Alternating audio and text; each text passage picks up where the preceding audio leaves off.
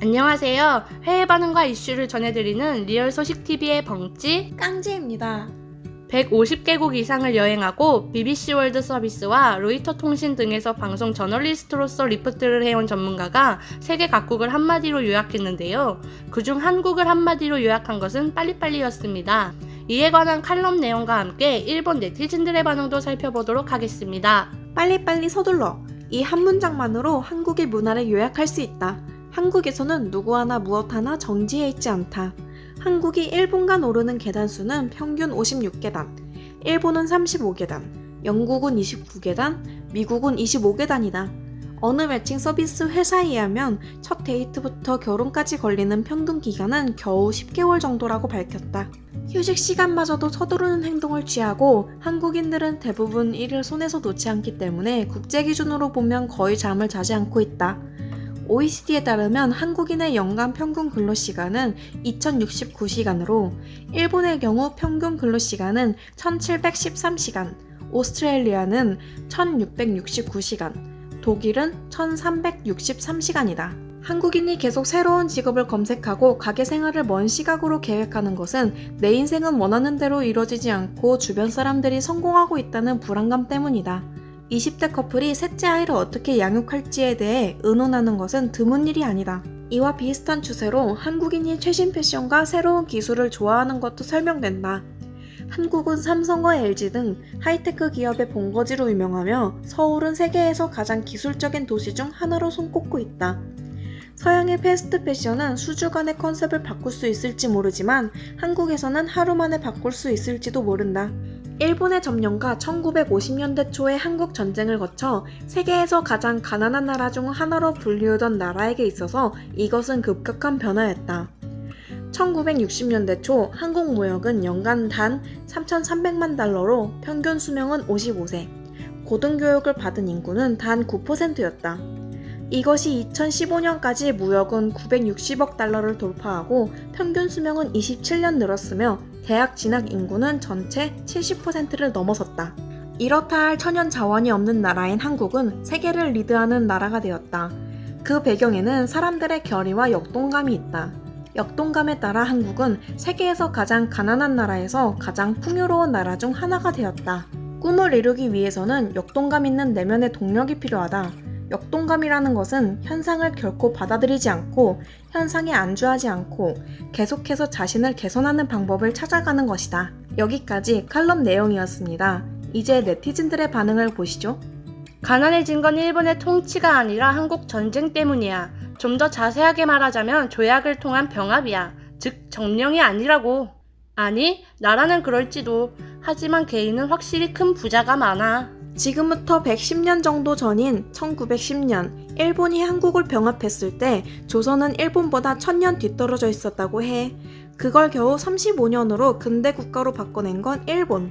하드웨어, 소프트웨어 양면으로 인프라 정비를 해서 그 결과 인구 평균 수명이 2배로 끌어올린 것도 일본. 특히 조선 반도의 나쁜 전통을 부수고 의식개혁을 한 공적은 크다고 생각해. 그렇지 않아? 일본의 점령으로 가난해진 나라. 그건 그렇지. 전쟁이다 뭐다로 심하게 수탈당했으니까. 일본의 점령 아래? 통치겠지. 사실을 확인하고 글을 쓰세요. 어떠한 나라도 일본 옆에 있으면 한국처럼 될 거예요. 정말 일본이 옆에 있어서 다행이네요. 하지만 일본은 이미 당신들과 절교했으니까 앞으로는 진짜 실력을 시험받을 거예요. 영원히 안녕! 어떻게 부유한 나라가 될 수 있었나? 그걸 모른다면 좀 더 공부하고 와. 일본이 내준 돈도 병합 전부터 지금까지 당시의 가치를 확인해서 적어줄 필요가 있어. 이것이 즉 말하지 않으면의 보도의 편향이라는 거지. 뒤처지는 느낌? 아니야. 인간이 치졸해서 타인을 기다리지 못한다. 기다리고 싶지 않은 것뿐. 그래서 빨리 서둘러는 타인에게 하는 말, 자신에게는 느긋한걸? 근무 시간이 길다? 확실히 회사에 있는 시간은 길지 몰라도 근무 시간이 아니야. 회사에 있는 것만으로 금방 여기저기 놀러가기만 하고 한손에 커피를 들고 말이야. 이 기사 어떤 사람인진 모르겠지만 적어도 이 나라의 사람들과 함께 일해본 적이 없어 보여. 이게 기사야? 일기인 줄 알았어. 아무런 공부도 하지 않은 걸 잘 알겠어. 저널리스트라면 좋아하는 것을 취재한다 해도 한 발 떨어져서 객관적으로 봐야지. 자기 세계에 빠진 안타까운 일기였어. 한마디로 말하면 스네오. 자이한 중국의 자칭제의 부하로 그 위세를 빌려 일본을 마음대로 차별하고 격하하고 있다고 생각해. 빨리빨리 문화, 머리 회전이 빠른 건가? 라고 생각했는데 상품 같은 건 일본 쪽이 품질이 좋아. 한마디로 표현하기 어려워. 굳이 말하자면 민폐 끼치는 이웃집 같은 느낌? 일하는 시간이 너무 길어서 여유가 없으니까 일하면서 스마트폰으로 동영상 보고 있지? 그러니까 직장에서 와이파이 끊기면 화내는 거지. 아무리 긴 시간을 일한다고 해도 내용이나 결과가 없으면 의미 없어. 아마도 일본 옆에 있어서 한국을 통치하지 않았다면 지금쯤 러시아나 중국의 일부 또한 북한과 같은 세계 최빈국으로 돼 있겠지. 일본 점령 아래 문화가 상승했고 일본의 교육 덕분에 제대로 된 말을 읽고 쓸 수 있게 되었어. 뭐 일본보다 많이 일하는데도 일본보다 높은 생산력과 기술력, 학구력이 올라가지 않는 것은 일본이 어떻게 해줄 수 있는 점이 아니라 어쩔 수 없어. 동아시아에서는 일본과 가까운 나라일수록 발전한다고 하죠. 너무 서둘러서 나이를 먹는 것도 빠른 나라가 없어지는 것도 시간 문제일 듯. 그리고 일본이 옆에 없었다면 더욱더 가난했을 텐데.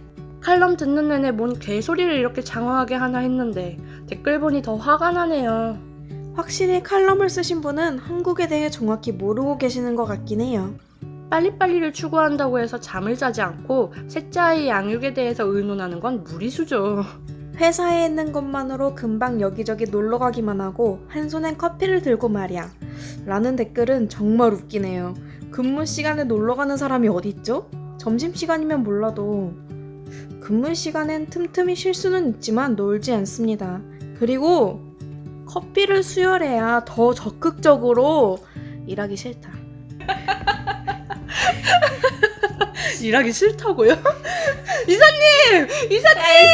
지금까지 영상을 시청해주셔서 감사합니다. 다음에 만나요. 내가 봐준 거야 너.